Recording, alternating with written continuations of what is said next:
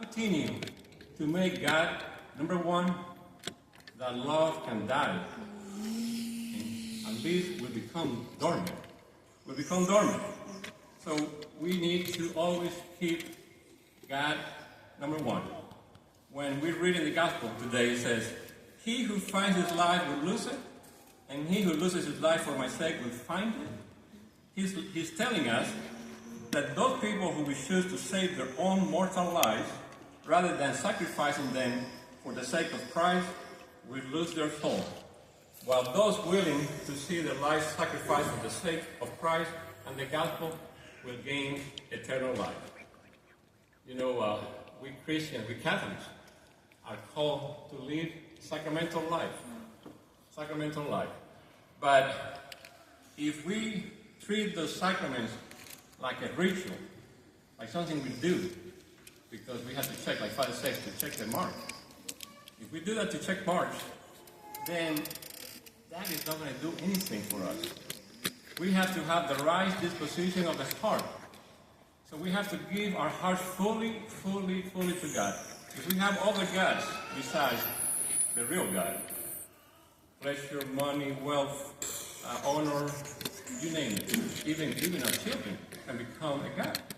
If we love our children more than we love God, that is also a god. If we get this order of hierarchy of love out of line, then we won't be able to love anyone properly, because the kind of love that I'm talking about is unconditional, agape. You know, we love everyone regardless of their behavior, what they look like, how they act, how they treat us. We love everyone. We have to love everyone with this unconditional love. And that can only happen if we fully give our hearts to God, the Father. You know, like I said, we are to live the sacramental life. And one of the sacraments that God has given us out of the 7 is the sacrament of marriage. And I'm bringing this up because this high rate of divorce that we have today.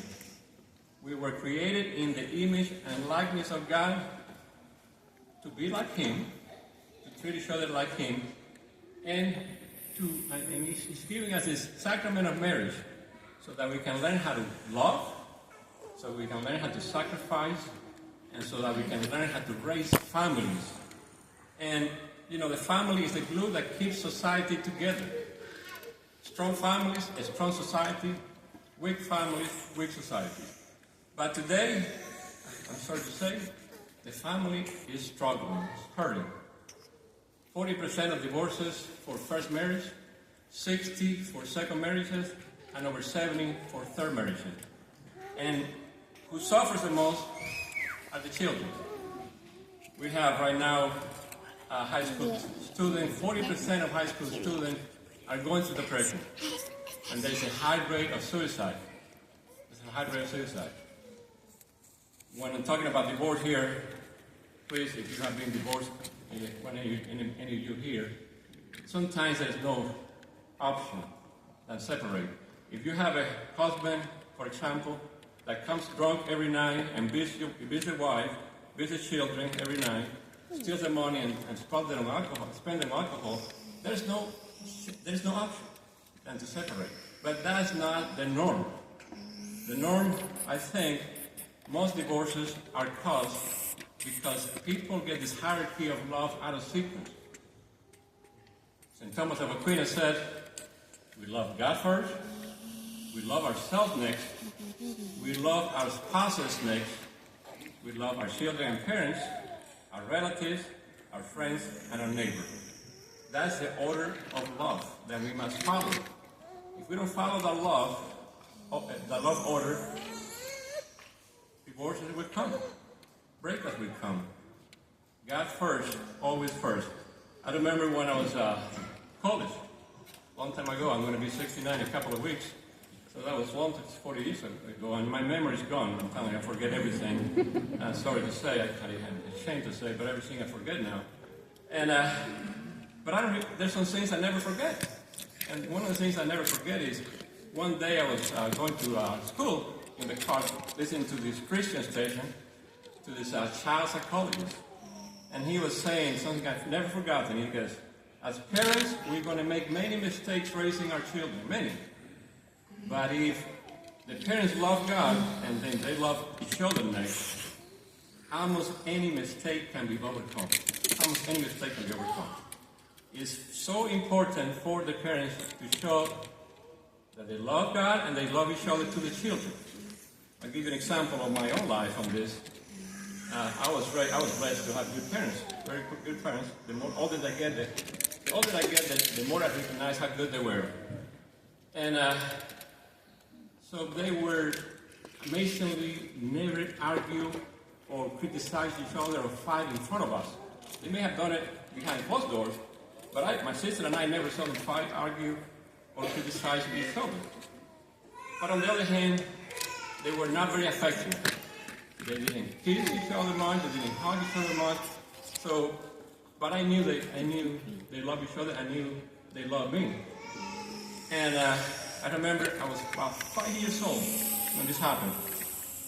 And again, my memory is bad, but some things I never forget. And we were walking to my aunt's house one afternoon, Sunday afternoon, to visit my aunt, which is about a 10-minute walk. And I was walking with my sister in the front and my dad and my mom in the back. And as I glanced, and I remember glancing to the left side of my left shoulder, my dad and my mom were holding hands. And that just gave me the most joy. I cannot tell you how much joy that gave me. And I kept looking back, every once in a while, looking back, make sure they were still holding hands. And all the way that day, I had so much joy to know that my dad and my mom love each other. On the other hand, I have another example on this.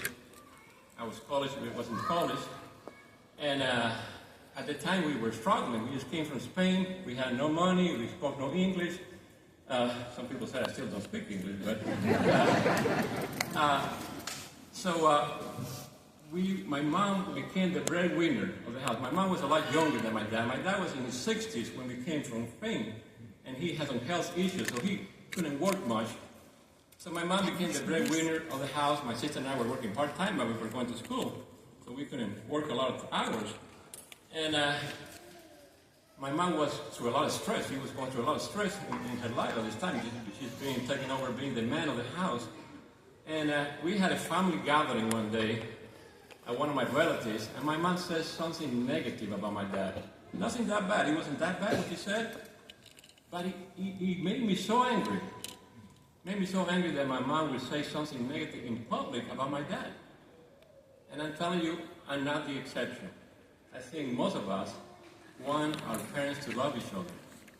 And that makes us so happy. And so I wouldn't say all that's happening in the family today is because of this. There's a lot of factors, many factors why the family is broken today. But this is one of the major ones, is that we haven't put God as our number one, who we love the most. Who we love the most. You know, Father Mike, everybody knows about Father Mike today. I don't have to say who it is. He's got a video on YouTube, 2-minute video on divorce. And he's saying that his friend, which is a marriage counselor, told him that when the couples come to visit him for counseling, he said, within 3 or 4 minutes, I know if that couple is going to get divorced or not. He goes, it's how they communicate with each other. If the couple criticizes and judges each other, there's a high rate that couple is going to end up in a divorce. If the couple instead corrects each other without judging, there's a high rate that couple is not going to get a divorce. The example he gave in his video, he goes, if let's say the wife tells the husband, will you please do the dishes? I got to work late today, I'm going to be tired. And the husband forgets to do the dishes, doesn't do it, and she comes home and she says, you're a bum, you're selfish, you don't do anything for the family, you don't care about us. That's not the way to handle that situation. Because after so many years of that husband is going to have enough of that, and it's going to want out of the marriage. You can only take so much of that. So we have to not judge each other. Nobody is perfect. There is not a person perfect, including Father. There is not a perfect person in this room. We have to look for the good in the other.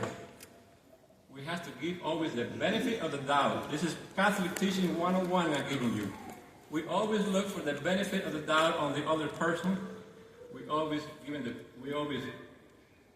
not judge. Don't judge. You can't judge. You don't know what the person does, what he does. And remember, you yourself are imperfect. You want the same. You want the people to treat you the same way. So you got to treat your spouse that way, and anyone else.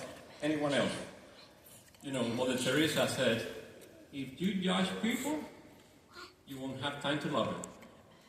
You won't have time to love them. So, you know, the Bible, Jesus says, those that will be first will be last. And those that will be last will be first. What does that mean? Those that put God first will be first. So I want you to go home today and reflect on that saying.